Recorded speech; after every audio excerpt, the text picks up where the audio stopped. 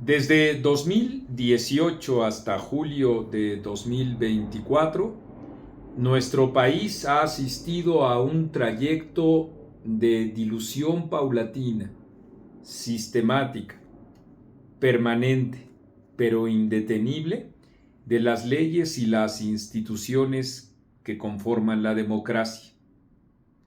Esto que digo, en efecto, se escucha fácil, pero ha implicado, como les digo, un enorme desgaste dentro de ese entramado de Estado que comenzó a construirse en particular desde 1973 con la reforma que dio paso a las expresiones minoritarias, pero que en conjunto representaban ya la pluralidad de nuestro país, pasando por la conformación del Instituto Federal Electoral, ahora INE, y llegando desde luego hasta un entramado electoral en donde el voto cuenta y se cuenta. Ese trayecto es importante decirlo porque en estos momentos,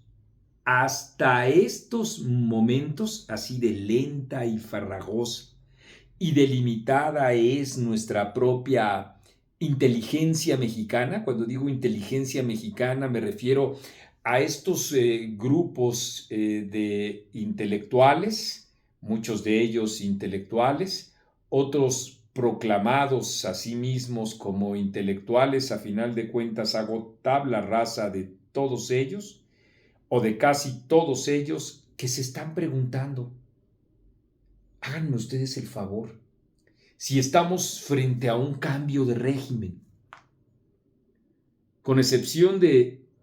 intelectuales como Gabriel Said, como Enrique Krause, que advirtieron desde el principio lo que sucedería en nuestro país y que fueron dándole un registro acucioso entre el periodismo y su formación como historiadores, de esto que ahora ya se convierte en un cúmulo de ejemplos que nos dan cuenta de que ya hay un cambio de régimen, dicen pomposamente quienes apenas están valorando si hay un cambio de régimen, es que estamos viviendo una situación híbrida, una situación con elementos de la democracia y elementos del autoritarismo. Pues desde luego que sí. Cuando hablamos de una transición, estamos hablando de que no hay un corte de tajo, no hay, como dice hoy Jesús Silva Herzog Márquez,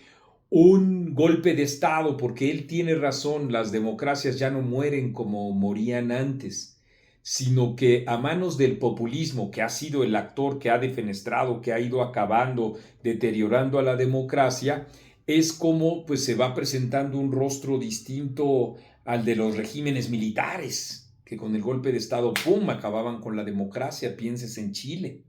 pienses en Nicaragua, pienses en Argentina, pienses en Brasil,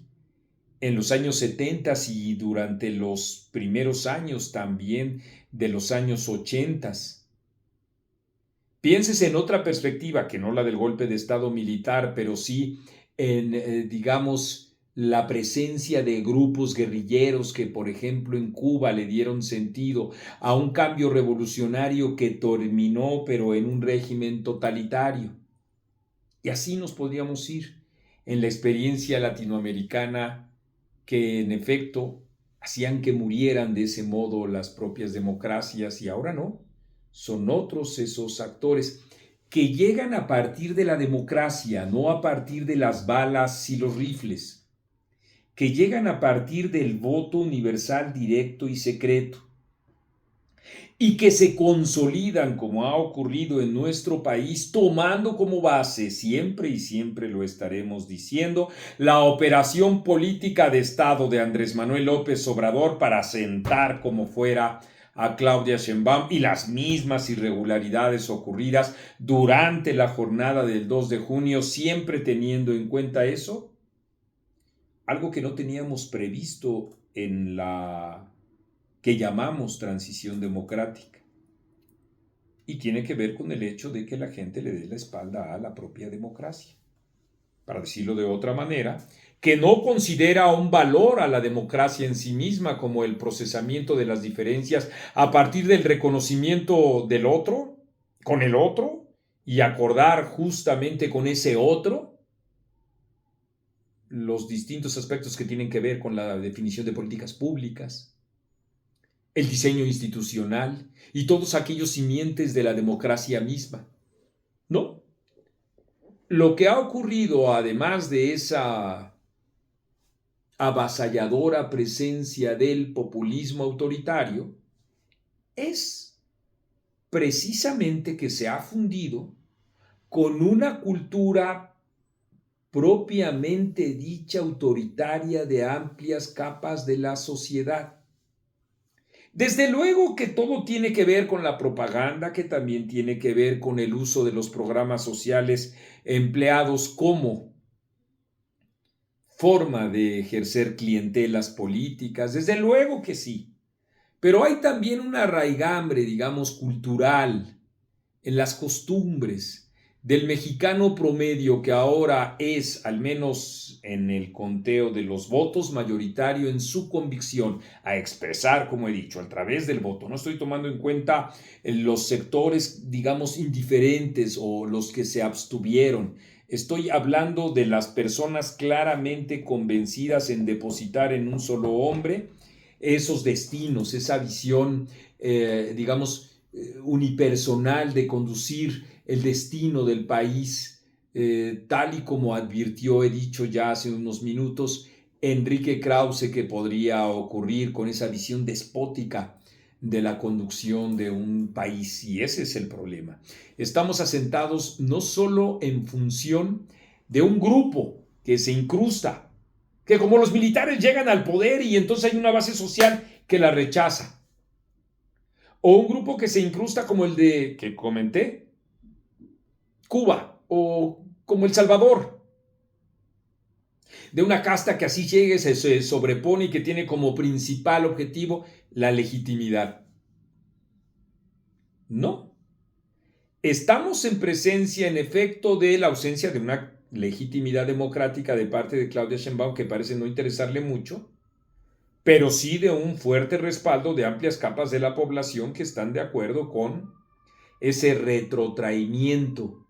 de la democracia y este proceso de cambio de régimen que ocurrió desde 2018. Por eso la pregunta es baladí. ¿Estamos asistiendo a un cambio de régimen? Pues claro que sí. Y desde 2018, el rostro que tenga es el que se va a configurar también dependiendo lo que haga o deje de hacer la oposición. Pero dice bien Jesús Silva Herzog en su texto publicado en Reforma esta semana. Más allá del destino que tenga la reforma judicial, este proceso autoritario va a continuar, ha continuado, así sigue. Somos un país menos democrático, como ya dije, concedido, hoy híbrido, pero fundamentalmente con un rostro ya autoritario. Y viene también la supuesta reforma, que no es otra cosa sino la propia destrucción de nuestro régimen o de nuestro entramado normativo y legal que regula los procesos electorales. Es decir, la desaparición del INE tal y como lo habíamos conocido durante tanto tiempo, con otros nombres, pero que a final de cuentas, consolidado como un árbitro electoral, estaba garantizando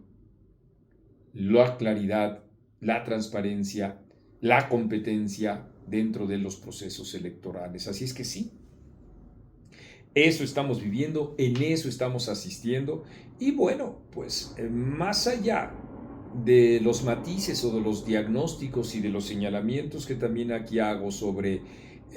la lentitud y farragosidad de nuestros núcleos intelectuales, más allá de todo eso, a ustedes, a los ciudadanos, a todos, nos corresponde hacer algo, si es que en efecto priva el valor de la propia democracia, etcétera, lo hará. Por eso los invitamos permanentemente a compartir nuestros materiales, a que apoyen financieramente aquí abajo este proyecto y, en efecto, es lo que determina nuestra capacidad ciudadana para defender la democracia. Sí, estamos asistiendo muy tristemente para muchos, felizmente para otros tantos, a un cambio de régimen donde se va a consolidar el perfil autoritario. Esto es Etcétera, y yo soy Marco Levario Turco.